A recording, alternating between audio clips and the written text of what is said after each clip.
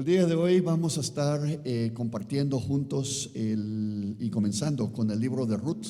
Por si quieren ir abriendo sus Biblias ahí, vamos hoy a reflexionar sobre el capítulo 1 del libro de Ruth en el Antiguo Testamento. Hoy vamos a encontrar determinación y lealtad de la persona menos esperada. De la persona menos esperada. Vamos a encontrar una familia de creyentes en el Dios Todopoderoso y vamos a poder contrastarlos con una persona inconversa de un pueblo señalado por Dios con quien no debían mezclarse los judíos. En el libro de Ruth nos encontramos ubicados históricamente en el periodo de los jueces, ¿sí? Es un periodo en el cual aprendemos cómo la desobediencia a Dios por parte de su pueblo trae consecuencias y el arrepentimiento y el cambio traen bendición al pueblo y a sus hijos. El periodo de los jueces se extendió varios siglos. Algunos eruditos han colocado los eventos del libro de Ruth en el siglo XII a.C., o sea, hace 1200 años antes del nacimiento de Cristo, aproximadamente 3200 años atrás de nuestra era. Este es más o menos el tiempo cuando estuvieron de jueces Jefté y Sansón. Sí, con eso los trato de ubicar un poquito históricamente en qué periodo estamos. Creo que de nuestra reflexión de hoy vamos a tratar de ver la necesidad de consultar a Dios en todo lo que hacemos. Esa va a ser una cosa que vamos a ir viendo, que vamos a ir extrayendo, porque esta es la única forma de hacer su voluntad. Que como sus hijos debemos perseverar y ser fieles aún en medio de las dificultades. Y por último, deseo que observemos la necesidad de ser siempre agradecidos. Entonces son 3 puntos que vamos a estar observando el día de hoy a través de este primer capítulo de Ruth, un libro histórico donde vamos a estar aprendiendo mucho de lo que le ocurre a una familia creyente y lo que ocurre a individuos no creyentes, incluso de un pueblo al quien Dios había dicho a su pueblo: no te mezcles ni te acerques a ellos. Quiero partir leyendo el primer capítulo de Ruth, y es extenso, pero es importante que lo hagamos, ¿sí? Entonces, si me siguen en sus Biblias, vamos a leer el primer capítulo de Ruth. Dice así la palabra del Señor: Aconteció que en los días en que gobernaban los jueces, hubo hambre en el país, y un hombre de Belén de Judá fue a residir en los campos de Moab con su mujer y sus 2 hijos. Aquel hombre se llamaba Elimelech y su mujer se llamaba Noemí. Los nombres de sus 2 hijos eran Malón y Kelión, efrateos de Belén de Judá. Y llegaron a los campos de Moab y allí se quedaron. Y murió Elimelech, marido de Noemí, y quedó ella con sus 2 hijos. Y ellos se casaron con mujeres moabitas. El nombre de una era Orfa y el nombre de la otra Ruth. Y habitaron allí unos 10 años. Murieron también los 2, Malón y Kelión, y la mujer quedó privada de sus 2 hijos y de su marido. Entonces se levantó con sus nueras para regresar de la tierra de Moab, porque ella había oído en la tierra de Moab que el Señor había visitado a su pueblo dándole alimento. Salió, pues, del lugar donde estaba y sus 2 nueras con ella, y se pusieron en camino para volver a la tierra de Judá. Y Noemí dijo a sus 2 nueras: Id, volveos cada una a la casa de vuestra madre. Que el Señor tenga misericordia de vosotras, como vosotras la habéis tenido con los muertos y conmigo. Que el Señor os conceda que halléis descanso, cada una en la casa de su marido. Entonces las besó, y ellas alzaron sus voces y lloraron. Y le dijeron: no, sino que ciertamente volveremos contigo a tu pueblo. Pero Noemí dijo: volveos, hijas mías. ¿Por qué queréis ir conmigo? ¿Acaso tengo aún hijos en mis entrañas para que sean vuestros maridos? Volveos, hijas mías, id, porque soy demasiado vieja para tener marido. Si dijera que tengo esperanza y si aún tuviera un marido esta noche y también diera a luz hijos, ¿esperaríais por esto hasta que fueran mayores? ¿Dejaríais vosotros de casaros por eso? No, hijas mías, porque eso es más difícil para mí que para vosotras, pues la mano del Señor se ha levantado contra mí. Y ellas alzaron sus voces y lloraron otra vez. Y Orfa besó a su suegra, pero Ruth se quedó con ella. Entonces Noemí dijo: mira, tu cuñada ha regresado a su pueblo y a sus dioses. Vuelve tras tu cuñada. Pero Ruth dijo: no insistas que te deje o que deje de seguirte, porque a donde tú vayas, iré yo, y donde tú mores, moraré. Tu pueblo será mi pueblo y tu Dios mi Dios. Donde tú mueras, allí moriré y allí seré sepultada. Así haga el Señor conmigo, y aún peor, si algo, excepto la muerte, nos separa. Al ver Noemí que Ruth estaba decidida a ir con ella, no le insistió más. Caminaron pues las dos hasta que llegaron a Belén. Y sucedió que cuando llegaron a Belén, toda la ciudad se conmovió a causa de ellas. Y las mujeres decían: ¿no es esta Noemí? Y ella les dijo: no me llaméis Noemí, llamadle Mara, porque el trato del Todopoderoso me ha llenado de amargura. Llena me fui, pero vacía me ha hecho volver el Señor. ¿Por qué me llamáis Noemí? Ya que el Señor ha dado testimonio contra mí y el Todopoderoso me ha afligido. Y volvió Noemí, y con ella su nuera Ruth, la moabita, regresando así de los campos de Moab. Llegaron a Belén al comienzo de la siega de la cebada. Esto es nuestro relato que nos ha dado el Señor para el día de hoy, hermanos.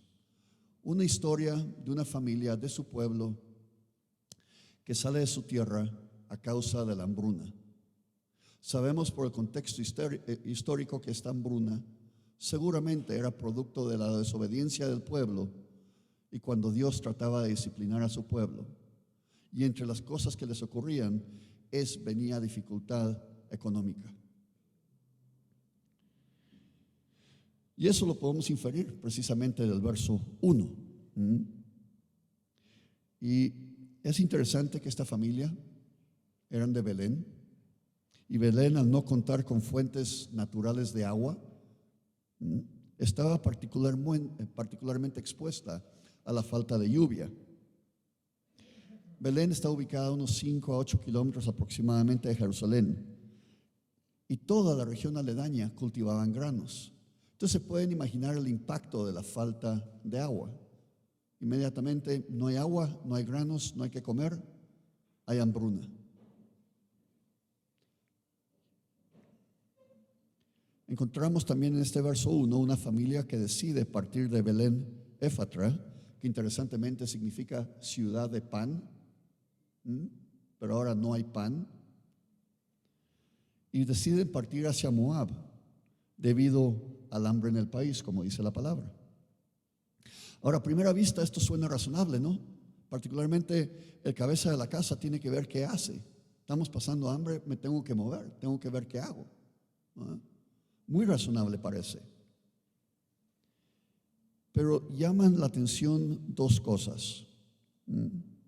Porque el jefe de hogar sí tiene que proveer para las necesidades físicas de la familia en la medida que Dios lo permite. Y aquí la primera cosa que encuentro es que van a Moab, ¿sí?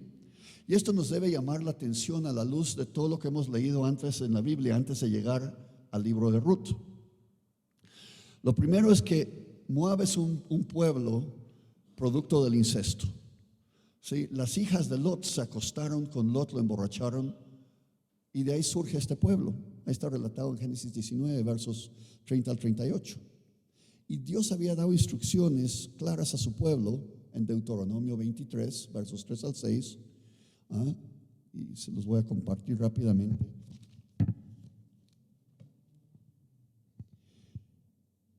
Ninguna amonita ni moabita entrará en la asamblea del Señor, Ninguno de sus descendientes, aún hasta la 10ª generación, entrará jamás en la asamblea del Señor, porque no fueron a vuestro encuentro con pan y agua en el camino cuando salisteis de Egipto. Dios les estaba pidiendo que no buscaran su prosperidad, que no compartieran con ellos de su paz. La otra cosa que me llama la atención en el verso 1 de esta familia que sale de Belén hacia Moab es que no hay evidencia que consultaron a Dios antes de tomar su decisión. Había necesidad, había hambre. ¿Dónde hay pan? ¿Dónde hay trabajo? Vámonos. Pero no vemos evidencia de que hayan consultado a Dios. Y esto me lleva a reflexionar de cuántas veces nosotros, ¿sí?, hacemos cosas sin consultar a Dios. Buscamos el consejo de hermanos sabios. Buscamos consejo en su palabra. Buscamos su consejo por medio de la oración profunda y extensa. Profunda y extensa. Tarda tiempo recibir la respuesta a veces. Y ahí vamos. ¿Y qué estamos haciendo en el camino? Escogiendo carrera universitaria, los que están saliendo del colegio, cambiando de trabajo unos, cambiando de casa, cambiando de carro. Peor aún, escogiendo esposa o esposo sin consultar a Dios. ¿Consultamos verdaderamente a Dios? Y me temo que en la mayoría de las instancias, y me incluyo porque he cometido este error, nos parecemos a este hombre y su familia del verso 1. Nos parecemos a Elimelech. Hermanos, es comprensible preocuparnos por las necesidades físicas, indudablemente, pero nunca a expensas de la bendición de Dios. Porque algo que nos debe reconfortar es el Salmo 37, verso 25, donde dice: yo fui joven y ya soy viejo. Esto es una persona que ya vivió su vida. Y no he visto al justo desamparado, ni a sus descendencia mendigando pan. Dios va a proveer. Tal vez no en la cantidad y forma que deseamos, pero Él va a proveer. Entonces debemos consultarlo en toda decisión. Y particularmente las económicas, donde por alguna razón en muchas instancias lo eliminamos de la ecuación y nos vamos de boca con lo que mejor nos parece, con este corazón engañoso que tenemos. Pasemos al verso 2. Aquí se pone nombre a los miembros de esta familia que proceden de Belén en Judá: Elimelech, Noemí, Malón, Kelión.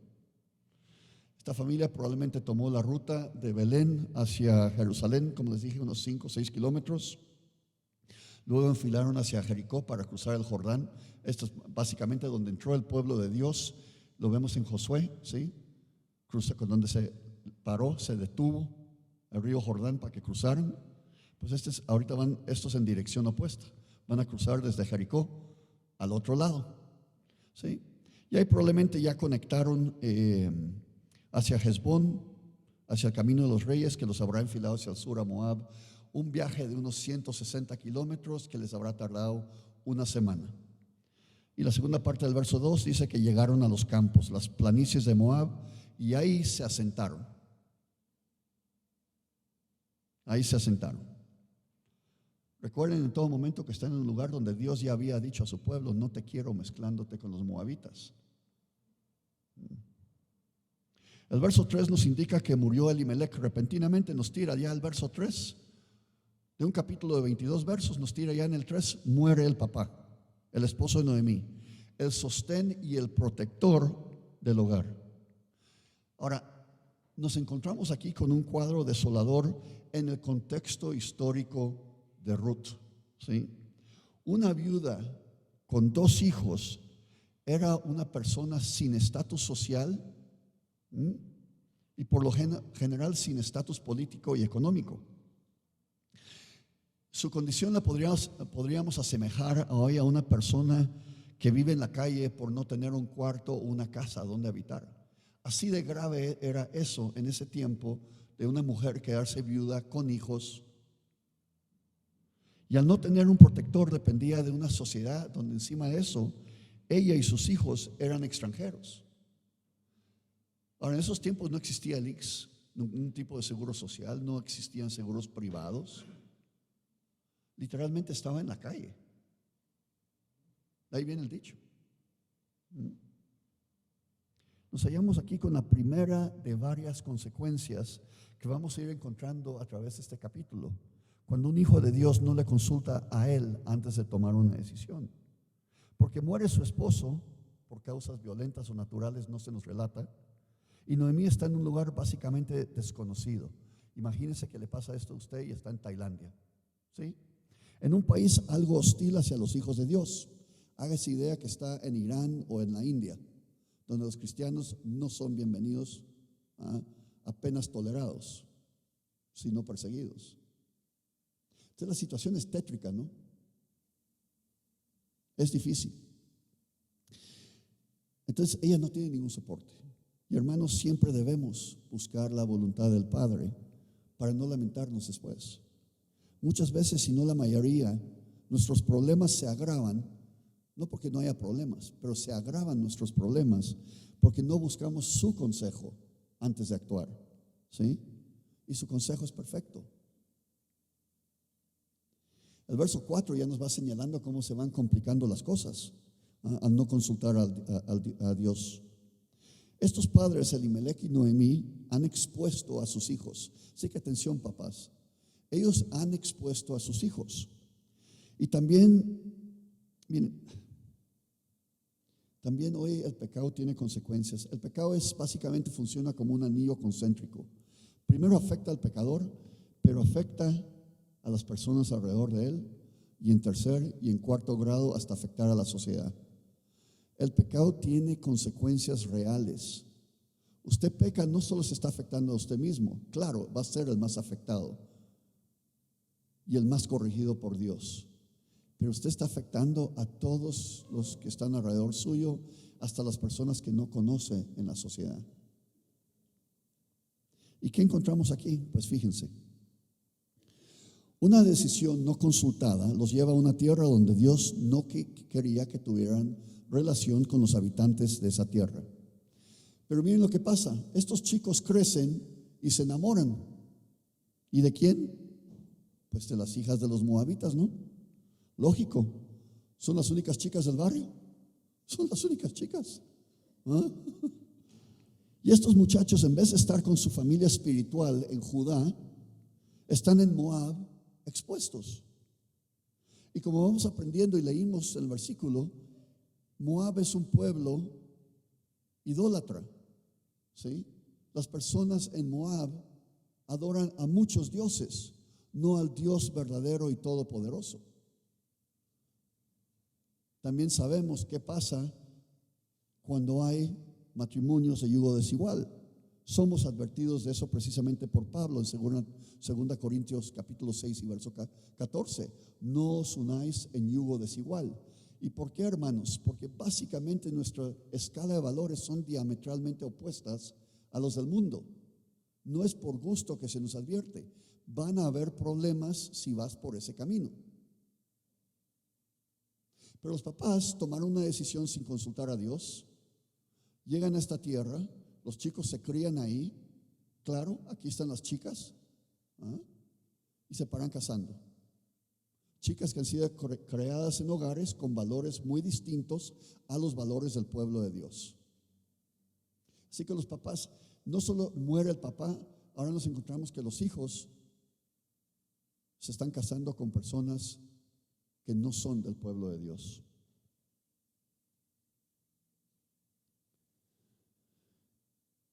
Sigamos en el verso 5. Durante 10 años estos muchachos viven con sus esposas moabitas y repentinamente, de nuevo, se nos informa que mueren ambos. Esta es una sola tragedia, este capítulo. Una sola tragedia. Los moabitas ahora viudas en su propia tierra, y sabemos que ellas tenían familia, según el verso 8, ¿no? Pero Noemí, ¿qué es Noemí? Esta mujer escogida del pueblo de Dios, viuda y ahora sin siquiera el apoyo de sus hijos en una tierra extraña. ¿Y quién les dijo que se fuesen a vivir a un país extraño, ¿sí?, del cual Dios había señalado que sus hijos no buscaran su prosperidad? Hermanos, muchas veces vivimos consecuencias de nuestros actos inconsultos con nuestro Padre. Así que en los primeros 5 versos nos encontramos con 3 muertes: pobreza económica y ausencia de la bendición de Dios, la cual Él ofrece a sus hijos que obedecen. Así que yo creo que el aprendizaje es claro para nosotros, ¿no? Solo de entradita en estos primeros 5 versos. Y todavía nos faltan 17 por cubrir, hermanos. Estoy mirando el reloj, tenemos tiempo. Pasemos a los versos 6 y 7. En estos versos vamos a observar que Noemí se entera de que las cosas han mejorado económicamente en Belén. Pongamos atención aquí brevemente a la realidad que muchas veces obviamos, y es que el Señor es quien trae la provisión. El verso lee: el Señor había visitado a su pueblo dándole alimento. ¿Quién había visitado? El Señor. ¿Quién da alimento? El Señor. Entonces, ¿por qué no lo consultamos cuando no hay? ¿Qué le pasó a Elimelech y Noemí como los jefes de hogar?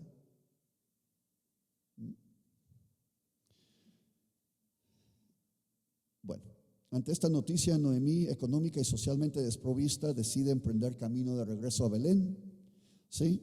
Probablemente motivada más por razones económicas que por obediencia a Dios, seguro, porque ya estamos viendo su perfil y su forma de pensar, ¿no?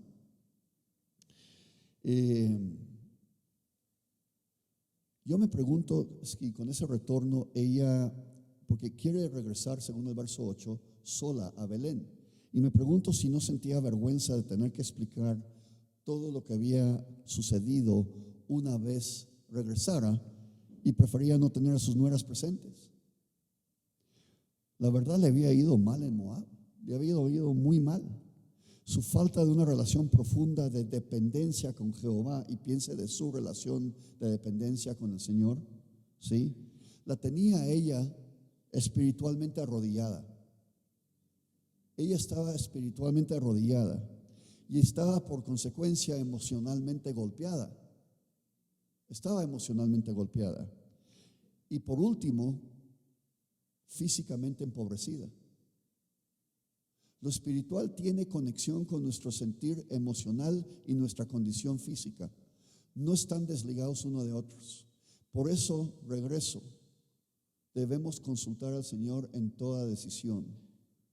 Desde el carro, la casa, la carrera universitaria, el cambio de trabajo, la esposa, los amigos, todo. Tenemos que buscar al Señor para que nos vaya bien.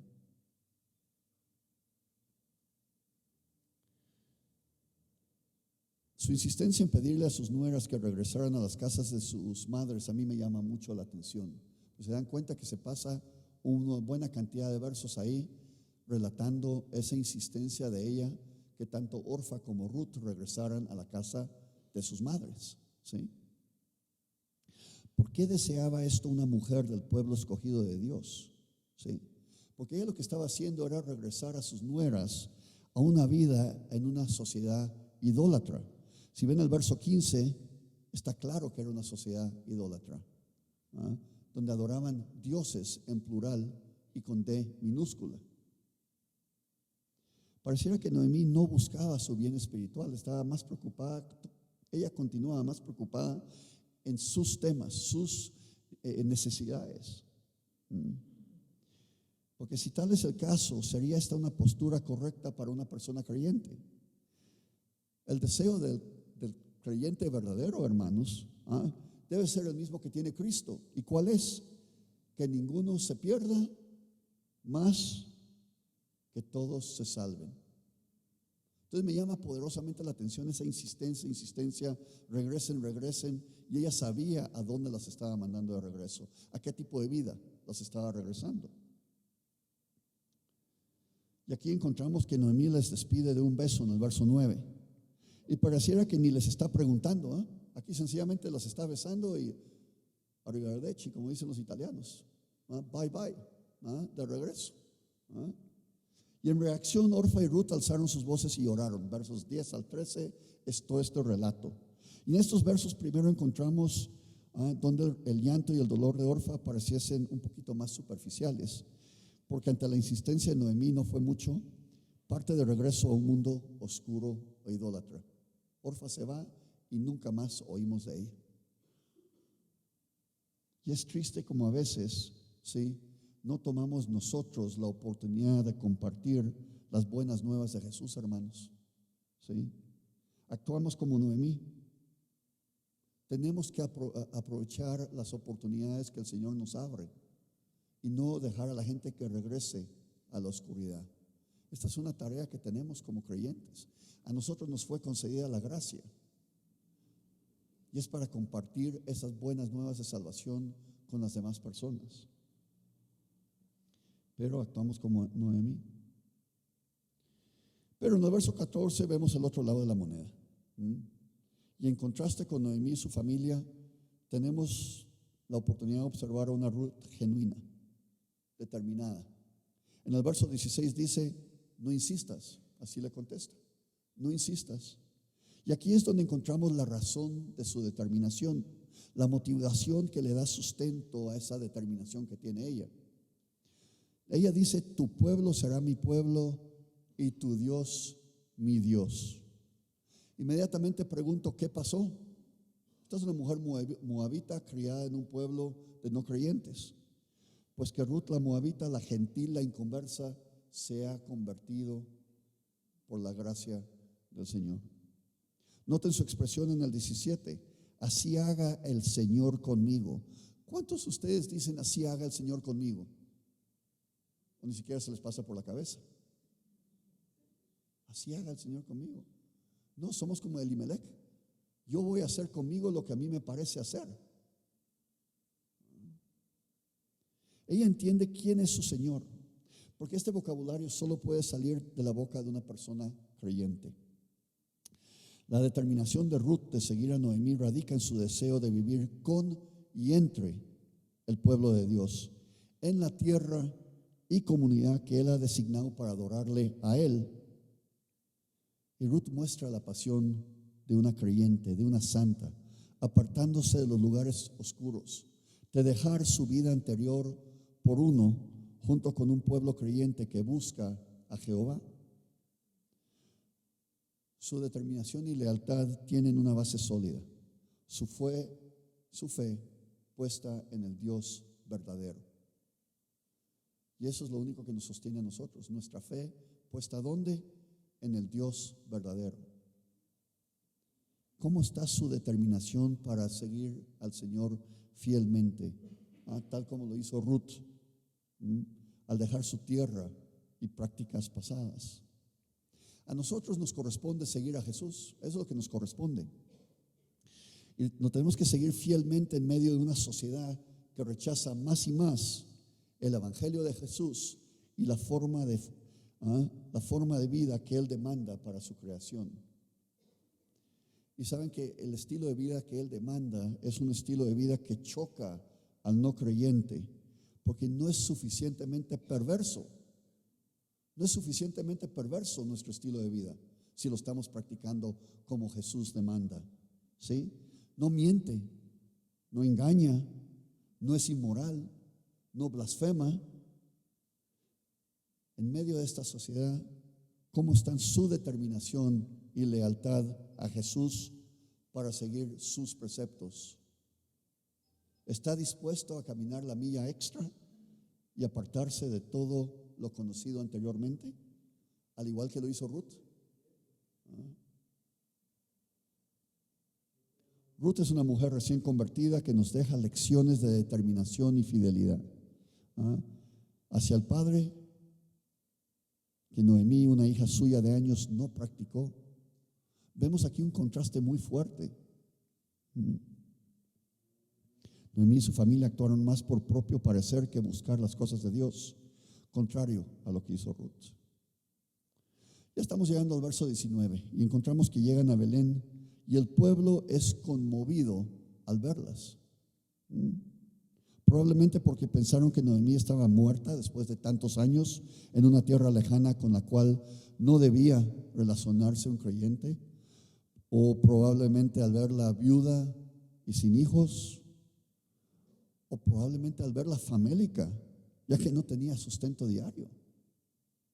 Este tema, cuando no había comida, no había comida. En el 20 le llaman por su nombre. Ahora, Noemí significa placentera, y se los menciono por lo que viene aquí adelante. Pero seguramente después de sus experiencias, ella no se vería muy placentera. Ese deterioro espiritual, golpes emocionales, cambio de condición física, probablemente ya no se veía placentera como reflejaba su nombre, ¿sí? Y de hecho ella pide que la llamen Mara, que significa amarga. Bien dice ella que está llena de amargura. Y ciertamente está amargada por el resultado de sus decisiones propias y de su familia, que ya hemos relatado. No hay necesidad de repetir eso. Las consecuencias son severas y desgastantes. Pero lo que me llama a mí la atención en el verso, y les quiero llamar la atención, es que atribuye la culpa de sus malas decisiones, como hacemos muchos, a Dios, al trato del Todopoderoso. Al trato del Todopoderoso. Ahí estamos nosotros con comentarios totalmente fuera de lugar, como me estoy peleando con Dios. Me estoy peleando con Dios.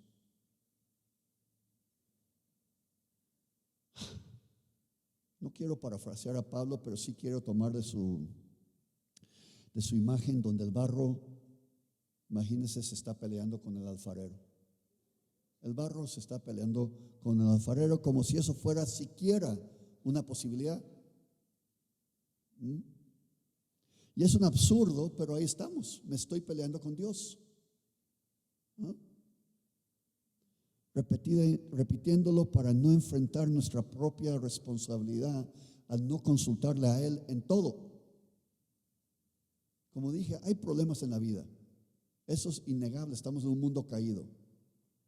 Pero nosotros nos agravamos como su pueblo cuando no lo consultamos. Y después lo culpamos. Yo estoy como estoy por el trato del Todopoderoso. Suficientes problemas trae un mundo malo y perverso como para que sus hijos agreguen a sus males porque sencillamente no le hacen caso.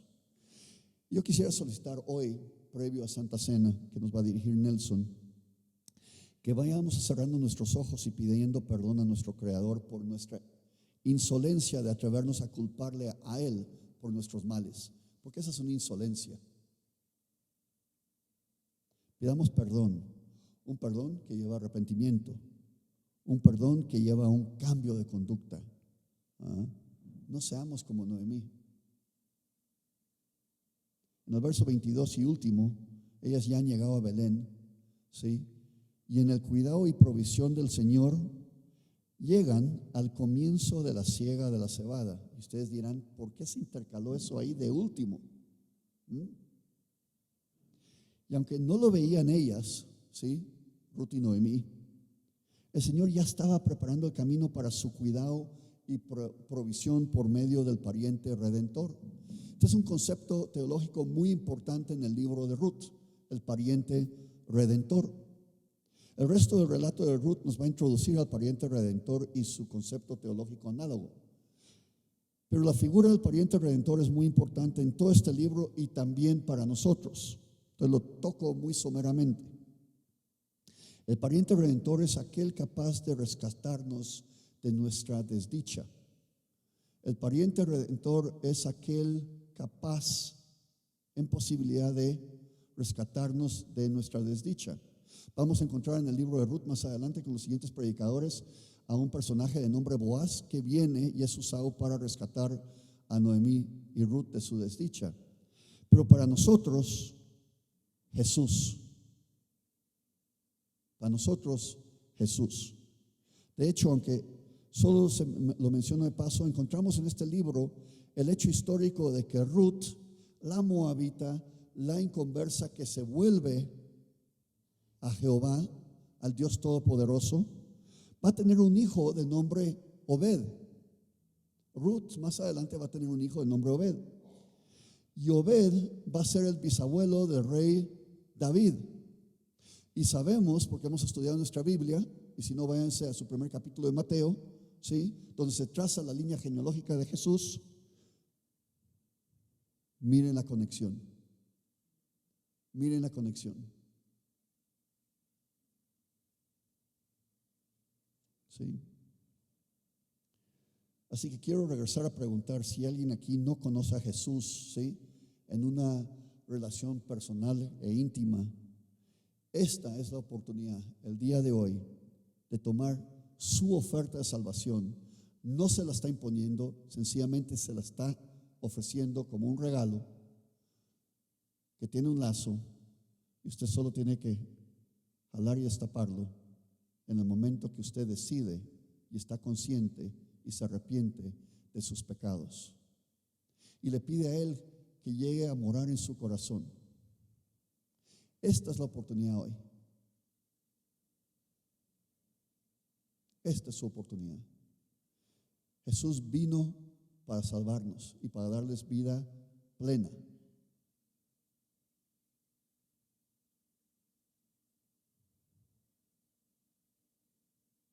Ruth la Moabita no creía, pero llegó a creer, depositando su confianza en Dios. Ella dejó su tierra para ir a vivir con el pueblo de Dios en Judá. Y hoy usted tiene la oportunidad de vivir con Jesús para siempre. Pida perdón por sus pecados y pídele a Jesús que more en su corazón. Así que ya quiero ir cerrando y concluyendo. ¿Qué extrajimos del texto? ¿Qué extrajimos de este capítulo? Pues yo encuentro 3 principios y enseñanzas básicas que podemos sacar de aquí, ¿sí? Primero, que es contrario a Elimelech y Noemí, no debemos temer la adversidad, incluyendo la hambruna. No debemos temerla. Debemos consultarle a Él toda decisión. Aprendimos que si salimos corriendo haciendo lo que mejor nos parezca a nosotros, no nos debe extrañar que tengamos problemas. Creo que lo mencioné, pero Jeremías capítulo 17 y 9 dice: más engañoso que todo es el corazón y sin remedio. Y sin remedio. No confiemos en lo que estamos pensando o sintiendo. Consultémosle a Él en toda decisión. Segundo, sea fiel, muestre lealtad y persevere como Ruth. Camine por fe recordando sus promesas y obedeciendo su palabra. Recordando sus promesas, obedeciendo su palabra. Ese es su camino. Pero para recordar sus promesas las tiene que estudiar. Su devocional se vuelve fundamental. Sus grupos de mejor juntos se vuelven importantes. Escuela dominical se vuelve importante. Creo que la única razón tal vez de capearse escuela dominical es si está en el seminario. Pero fuera de eso, aquí tiene que estar obligado. Porque es la única forma que vamos a poder profundizar y aprender cuáles son sus promesas, cuáles son sus mandatos, para que nos vaya bien y cuando consultemos se nos venga a mente cómo quiere Él que tomemos esas decisiones para nuestro bien y de nuestra familia.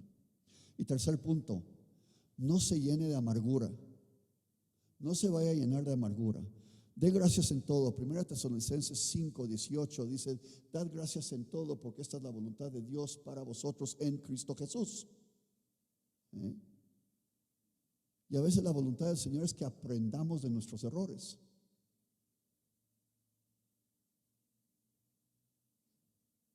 Dios, como nos indica Pablo, utiliza las circunstancias en nuestra vida para avanzar su propósito. Y va a ver en las siguientes semanas cómo Ruth, a pesar de su situación, fue escogida y utilizada por Dios para traer bendición a su pueblo y a la humanidad. Ya expliqué cómo. Por medio de ella la trazamos y la conectamos con Jesús.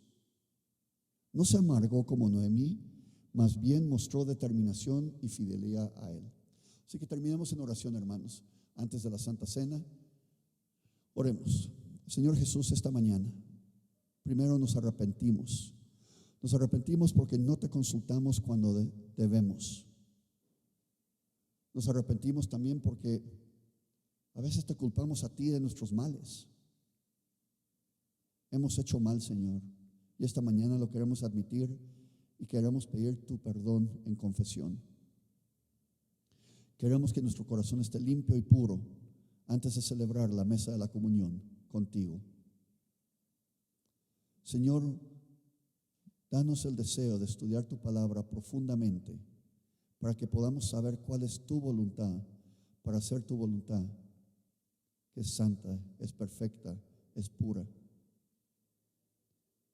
Te doy gracias, Señor, porque nos das la oportunidad de aprender de una mujer como Ruth, que mostró determinación y lealtad hacia ti, conviviendo con tu pueblo, siguiendo a tu pueblo y lista para todo lo que tú tuvieras para ella. Te doy gracias por esta mañana. En el nombre de Cristo oro. Amén.